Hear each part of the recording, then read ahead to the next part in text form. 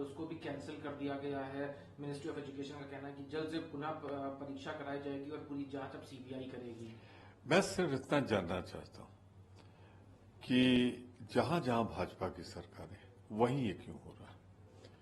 बिहार में, गुजरात में वही इसके केंद्र बिंदु है।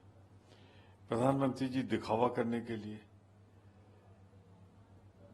परीक्षा पे चर्चा तो करते हैं छात्रों के साथ, परीक्षार्थियों के साथ। जरूरत तो इस बात है पहले अपने शिक्षा मंत्रालय से चर्चा करें कि कैसे इन परीक्षाओं की पवित्रता बनी रहे। जब से भाजपा सरकार आई, paper leak, paper leak, paper leak, बड़ी जो प्रतिष्ठित परीक्षाएं हैं उनमें भी लीक हो रहा है। अब कल नेट का कराया परीक्षा, वो लीक हो गई, नीट का हो ही चुका है। तो इस तरह करोड़ों लोग जो इससे जुड़े हुए हैं उनके भविष्य से खिलवाड़ कब तक होगा मोदी जी? ये जो आपके यहाँ भ्रष्टाचार है, आपके यहाँ जिस तरीके से ये मैं कहूंगा एक बड़ा भारी घोटाला है, आप उस पर अंकुश क्यों नहीं लगाते? पिछले 10 सालों में तो आपने इसे बढ़ा के आसमान पहुंचा दिया, अब भारत का भविष्य खतरे में डाल दिया।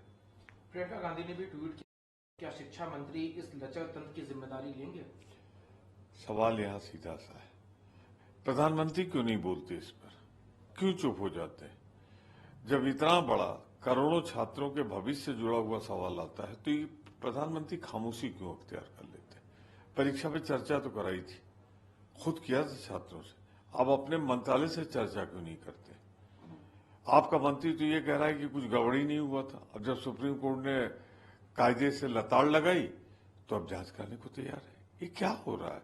मुझे लगता है नीचे से लेकर ऊपर तक सब इस घोटाले में शामिल है। लेकिन अभी जहां तक सरकार का कहना ये है कि अगर इस तरह का हो रहा है तो हम किसी भी उसको छोड़ नहीं रहे हैं, चाहे सीबीआई जांच हो, एसटीएफ की जांच हम करा रहे हैं और लोगों पे कार्रवाई भी कर रहे हैं।